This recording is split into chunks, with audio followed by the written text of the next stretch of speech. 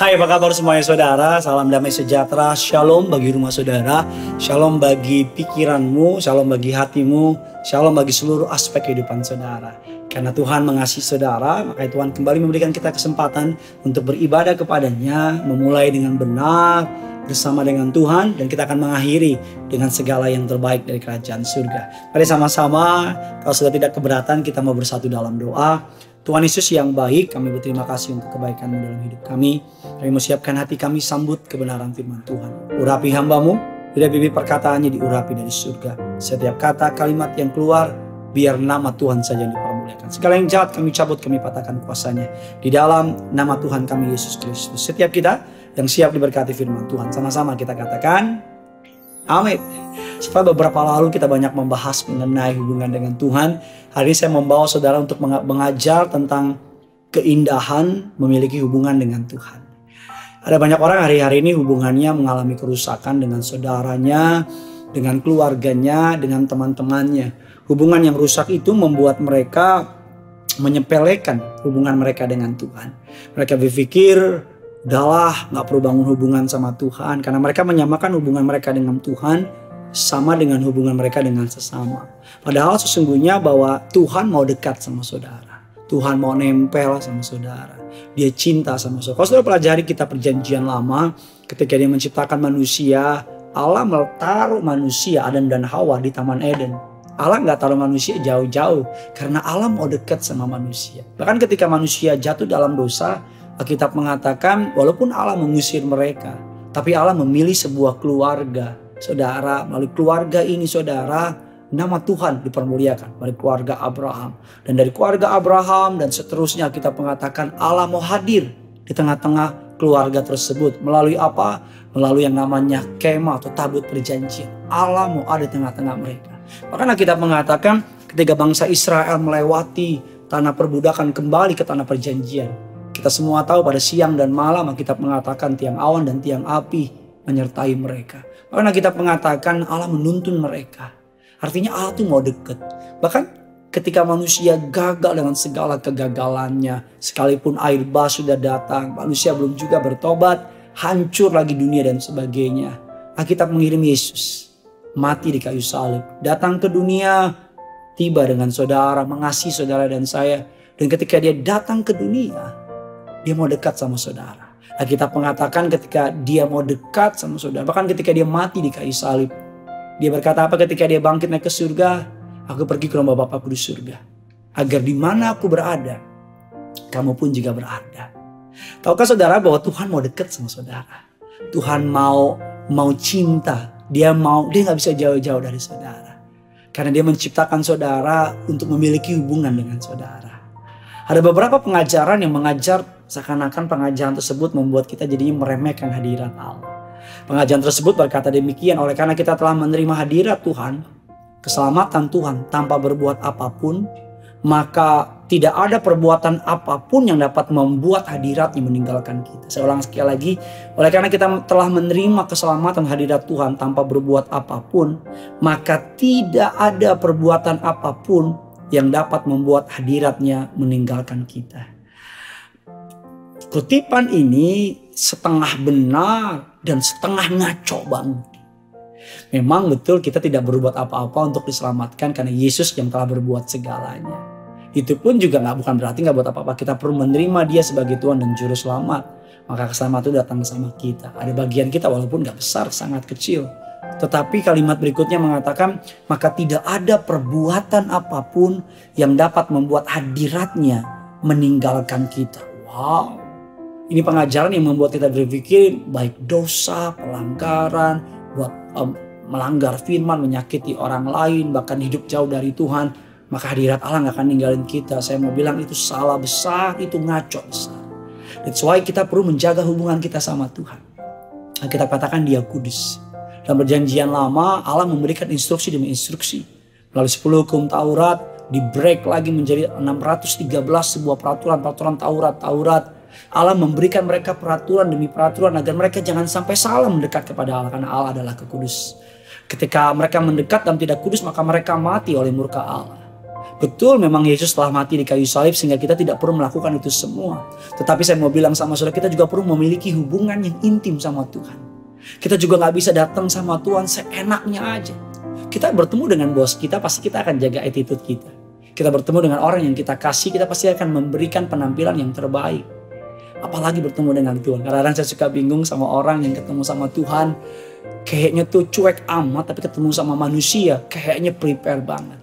Nah, kita akan belajar pada hari ini, firman Tuhan mengatakan mengapa kita perlu memiliki hubungan dengan Tuhan dengan sangat intim.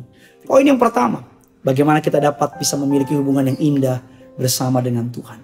Alkitab mengatakan hubungan yang indah dengan Tuhan dimulai dengan sebuah respon yang benar. Apa responnya? Dengar-dengaran dan taat firman Tuhan. Hubungan orang tua akan indah dengan anak-anaknya ketika anak-anaknya mau dengar orang tua. Dan orang tuanya juga pasti mau dengar anak-anaknya. Nah, Tuhan mau saudara mendengar dia.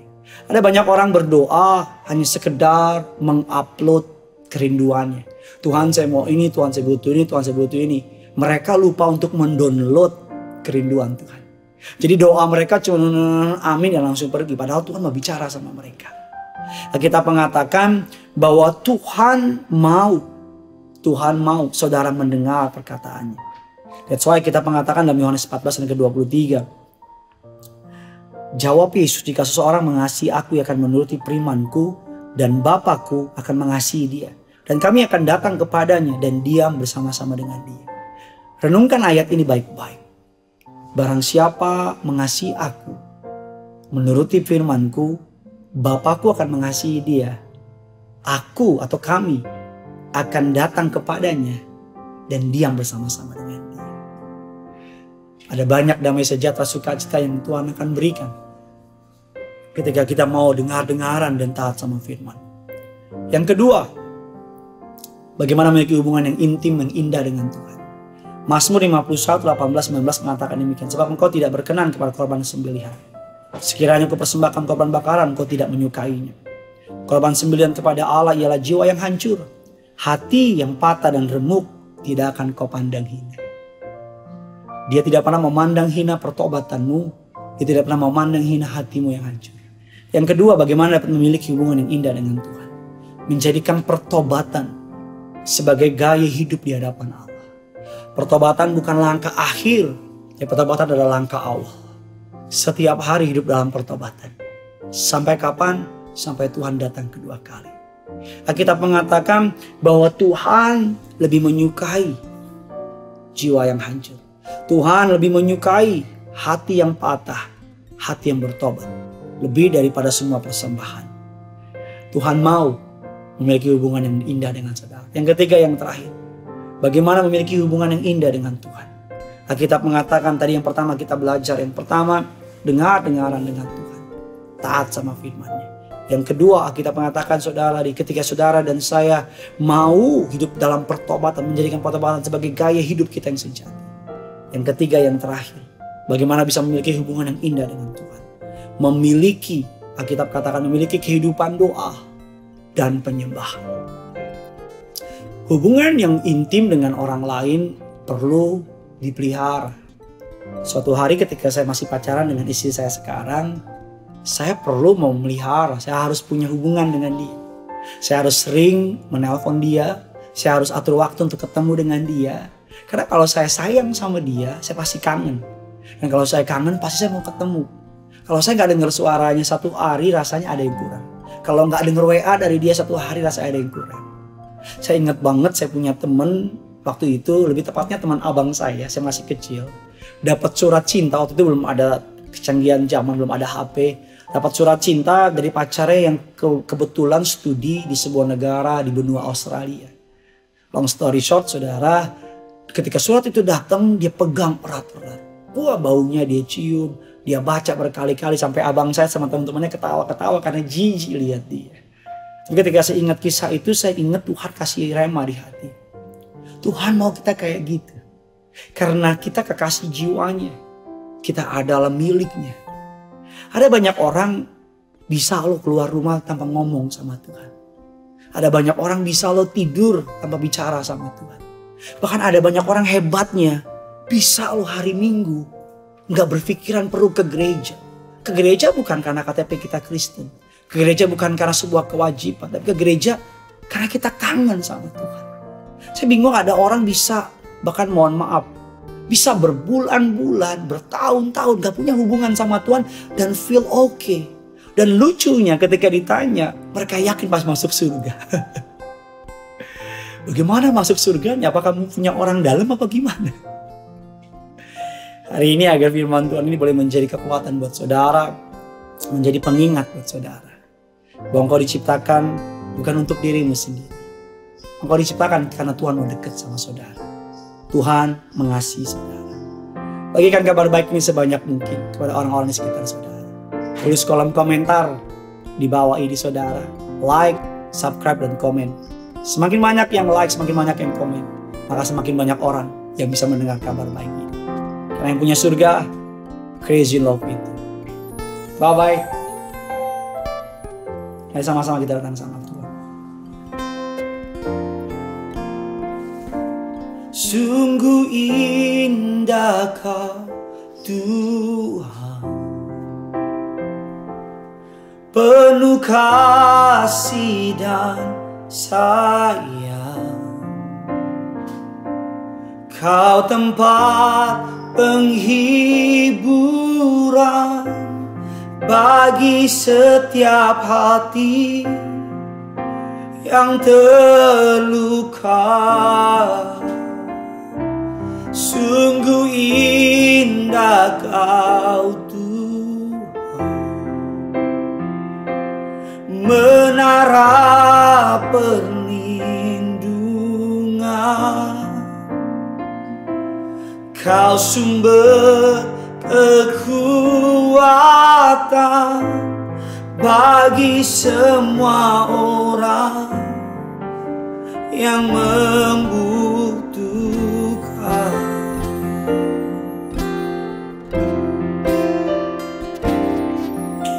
Ku cari wajah-Mu, temukan kasih-Mu. Kau bukan Tuhan yang jauh dariku. Dipanggil nama-Mu, ku panggil nama-Mu, dengar jawab-Mu jawab. Sambil angkat tanganmu siang hari ini bilang sama Kau Tuhan yang selalu dengar seruan hatiku.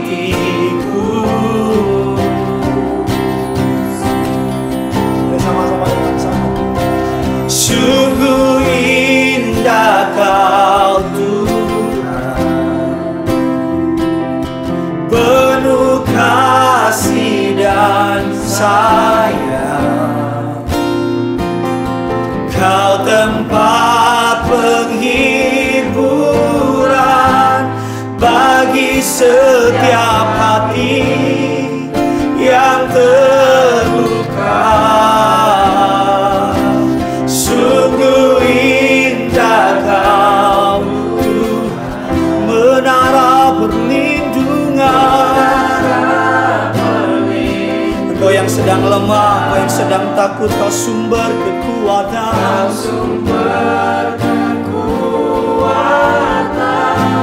Bagi semua orang yang membutuhkan. Mari sama-sama dimanapun kau berada sambil angkat tanganmu, dan sama-sama bilang sama Tuhan, sungguh indah, sungguh indah Kau Tuhan, penuh kasih dan sayang. Penuh kasih dan sayang. Kau tempat penghiburan bagi setiap hati yang terluka. Sungguh indah Kau Tuhan, perlindungan, sumber kekuatan,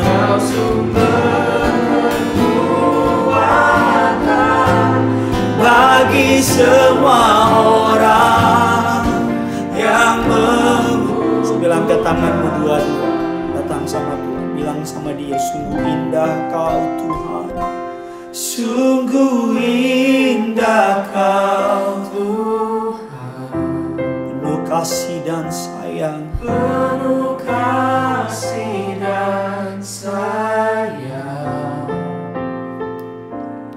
Kau tempat penghiburan bagi setiap hati yang terluka. Sungguh indah kau Tuhan, menara perlindungan, menara perlindungan. Kau sumber kekuatan bagi semua orang yang membutuhkan. Lagu ini tulis dengan sangat indah untuk mengingatkan kita bahwa hanya Tuhan yang mengerti bagaimana memulihkan hatimu. Hanya Tuhan yang mengerti bagaimana memberikan kekuatan ketika engkau lemah dan tak berdaya. Kekuatan, penghiburan, damai sejahtera, sukacita, semuanya didapat ketika kita memiliki hubungan yang intim sama Tuhan. Hubungan yang paling indah adalah hubungan dengan Tuhan. Hubungan yang paling perlu kita perjuangi adalah hubungan kita dengan Tuhan.